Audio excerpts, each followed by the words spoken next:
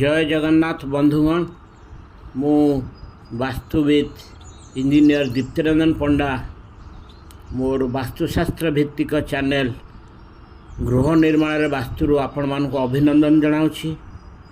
आजिकार आमे अध्याय जानिबा उत्तर उत्तर पूर्व मंडल जदि असंतुलित थिबो तेबे तार केमती आमे दोष निराकरण करिबा। उत्तर उत्तर पूर्व मंडल को आमे जानिचे स्वास्थ्य बा रोग प्रतिरोध बा आरोग्य लाभ करियार शक्ति मंडल कहती। उत्तर उत्तर पूर्व मंडलटी जोटा नॉर्थ नॉर्थ ईस्ट जलतत्व द्वारा विशेष भाव में प्रभावित। यही मंडल रे जो दुईटी महाद्वार थाए उत्तर उत्तर पूर्व मंडल दुई महाद्वार है N6 जहाँ कहती भुजग एवं N7 आदिति। उत्तर उत्तर पूर्व दिगरे कूप नलकूप अधिक खाली स्थान बैठक गृह औषध गृह ठाकुर गृह और प्रार्थना गृह करा जाई पारे। यही मंडल रे डाक्तरों क्लिनिक गृह कले रोगी भल होगा सहित डाक्तरों आय मध्य भल हुए। संतुलित अवस्था केमती उत्तर उत्तर पूर्व संतुलित अवस्था केमती रहिबो। उत्तर उत्तर पूर्व दिग संतुलित अवस्था थिले अंतेवासी मानकर सर्वदा सुस्थ रुहंती। सेमानकर रोग प्रतिरोध करिवार ताकत अधिक थाए फल शरीर रोगमुक्त रही थाए। यह फल मनीष महाआनंदरे कालाधिपात करिथाए। जदिबा केतले केमती अंतेवासी माने पीड़ित हुंती सेमाने बहुत शीघ्र आरोग्य लाभ करती। असंतुलित अवस्था यदि इम्बालांस स्टेट रे कौन हम यदि उत्तर उत्तर पूर्व दिग असंतुलित अवस्था थे तेबे अंतेवासी माने क्रमागत भाव में मारात्मक रोगरे पीड़ित हेबे। सेमानकर रोग प्रतिरोध शक्ति कमिजिव एवं जीवन में बहुत घात प्रतिघातर सम्मुखीन हेबे। सदाबले रोगरे आक्रांत होगा फल मानसिक शांतिर व्याघात घटिबो। यही मंडल असंतुलित थिले कैंसर भली भल नहेबा सांघातिक रोग और नुआ जन्मित पिला विकलांग हेबार आशंका थाए। गृह गर्भवती गर्भपात हो पारे और नाना प्रकार समस्या भी उपजी पारे। असंतुलित हबार कारण कौन? उत्तर उत्तर पूर्व मंडल कहीं असंतुलित हुए? प्रथम हूँ यही दिगरे जलतत्व द्वारा प्रभावित। यही जेहेतु जलतत्व द्वारा यही मंडल प्रभावित जदि यही मंडल अग्नि व पृथ्वी तत्वर पतियारा थाए तेबे असंतुलित होता है। यही दिगरे भंडार घर जदि रहिला डस्टबिन रहिला एवं अन्यान्य आवर्जना थिले एटा असंतुलित हो जाए। यही दिगरे रोषे घर पाइखाना और सेप्टिक कुंड थिले भी असंतुलित हो जाए।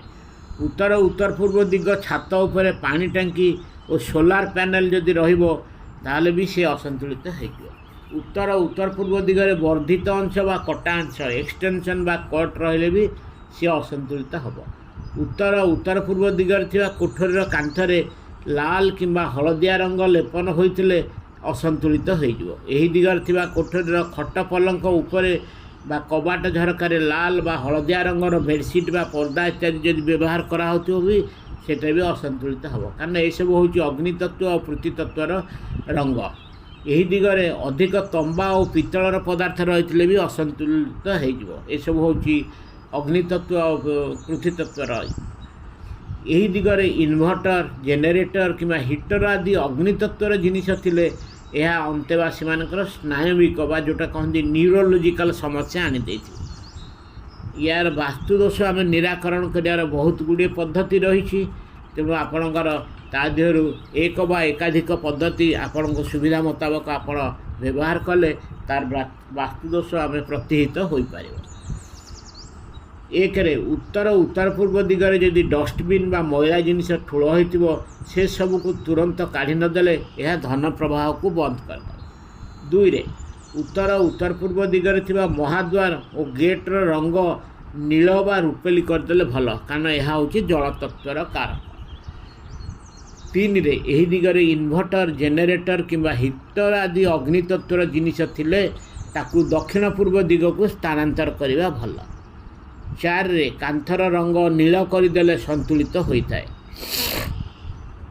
पाँच अंतेवासी व्यवहृत औषध सबू यही मंडल थिबा कोठरी रे रखी खाइले रोग भल होगा सह यही दिग संतुलित होता है। ତେଣୁ ଯାହା ସବୁ ବ୍ୟବହୃତ ଔଷଧ ସବୁ ସେଇ ଦିଗରେ ରଖିବେ। ଉତ୍ତର ପୂର୍ବ ମଣ୍ଡଳରେ ଥିବା କୋଠରୀର କାନ୍ଥରେ ଧନ୍ୱନ୍ତରୀ ଦେବଙ୍କର ଫଟୋ ଟାଙ୍ଗିଲେ ଅନ୍ତେବାସୀମାନେ ସୁନ୍ଦର ସ୍ୱାସ୍ଥ୍ୟର ଅଧିକାରୀ ହେବେ, କାରଣ ଧନ୍ୱନ୍ତରୀ ଦେବ ହେଉଛନ୍ତି ଦେବତାମାନଙ୍କର ଡାକ୍ତର। 7 ବାଦ୍ୟଯନ୍ତ୍ର ଯଦି ଏହି ଦିଗରେ ସ୍ଥାପନ କଲେ ରୋଗ ପ୍ରତିରୋଧକ ଶକ୍ତି ଶରୀରରେ ବୃଦ୍ଧି ହେବ। 8 ଗୃହର ଛାତ ଉପରେ ଏହି ଦିଗରେ ପାଣି ଟାଙ୍ଗିଥିଲେ ତାକୁ ତୁରନ୍ତ ଦକ୍ଷିଣ ପଶ୍ଚିମ କି ଦକ୍ଷିଣ କି ପଶ୍ଚିମ ଦିଗକୁ ସ୍ଥାନାନ୍ତର କରନ୍ତି।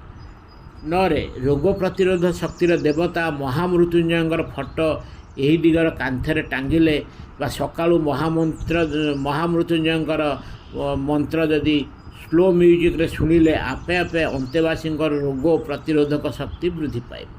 10 କୌଣସି ରୂପା ପତ୍ରରେ ପାଣି ଆଣି ଏହି ମଣ୍ଡଳରେ ରଖିଲେ ରୋଗ ପ୍ରତିରୋଧକ ଶକ୍ତି ବୃଦ୍ଧି ପାଇବ। 11 ପିତ୍ତଳର ସିଂହ ମୂର୍ତ୍ତି ଏହି ମଣ୍ଡଳରେ ଥିବା କୋଠରୀରେ ରଖିଲେ ସମାଜରେ ସେହି ଗୃହର ଅଧିବାସୀମାନଙ୍କର ପ୍ରଭାବ ପଡ଼ିବ ଓ ସେମାନେ ପ୍ରଭାବଶାଳୀ ବ୍ୟକ୍ତିତ୍ୱରେ ଗଣା ହେବେ। 12 ଏହି ମଣ୍ଡଳ ଯେକୌଣସି ଡାକ୍ତରଙ୍କ ପାଇଁ ବହୁତ ଭଲ। ନିଜ କ୍ଲିନିକ୍ ବା ଡାକ୍ତରଖାନାରେ ଡାକ୍ତରମାନେ ଏହି ଦିଗରେ ବସିଲେ ସକାରାତ୍ମକ ପ୍ରଭାବ ପଡ଼ିଥାଏ। 13 ଯଦି ଏହି ଦିଗରେ ରୋଷେଇ ଗୃହ ଥାଏ ତେବେ ଯଦି ସମ୍ଭବ ଏହାକୁ ଯଥାର୍ଥ ଜାଗାକୁ ସ୍ଥାନାନ୍ତର କରିବା ବାସ୍ତୁ ମତେ ସବୁଠାରୁ ଭଲ, କିନ୍ତୁ ଯଦି କୌଣସି କାରଣରୁ ଘୁଞ୍ଚାଇବା ସମ୍ଭବ ନ ହୁଏ ତେବେ ରୋଷେଇ ଗୃହ ଅଧ୍ୟାୟରେ ବର୍ଣ୍ଣନା ପ୍ରକାରେ ଏହି ମଣ୍ଡଳର ବାସ୍ତୁ ଦୋଷ ନିବାରଣ କରିବାକୁ ପଡ଼ିଥାଏ। 14 ଯଦି ଏହି ଦିଗରେ ପାଇଖାନା ଥାଏ ତେବେ ଏହାକୁ ଅନ୍ୟ ଦିଗରେ ବ୍ୟବସ୍ଥା କରାଗଲେ ବହୁତ ଭଲ।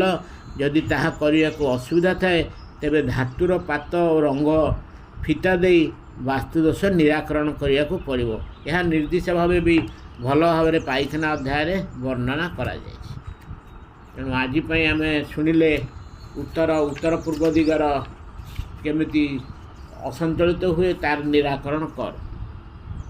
ଆସନ୍ତାକାଲି ଆମେ ଉତ୍ତର ପୂର୍ବ ମଣ୍ଡଳ ଯେଉଁଟା ନର୍ଥ ଇଷ୍ଟ ଈଶାନ୍ୟ ମଣ୍ଡଳଟାକୁ ଆମେ କାଲି ଆଲୋଚନା କରିବା। ଯଦି ଆପଣଙ୍କୁ ଏହା ଭଲ ଲାଗିଛି ତେବେ ସବସ୍କ୍ରାଇବ୍ କରିବାକୁ ଅନୁରୋଧ କରୁଛି। ଭଲ ଲାଗିଥିଲେ ଲାଇକ୍ କରିବେ ଏବଂ ବହୁ ମାତ୍ରାରେ ସେୟାର କରିବେ, କାରଣ ଏହି ବିଷୟରେ ସାଧାରଣ ଲୋକ ଜାଣିବା ବି ଦରକାର। ଜୟ ଜଗନ୍ନାଥ।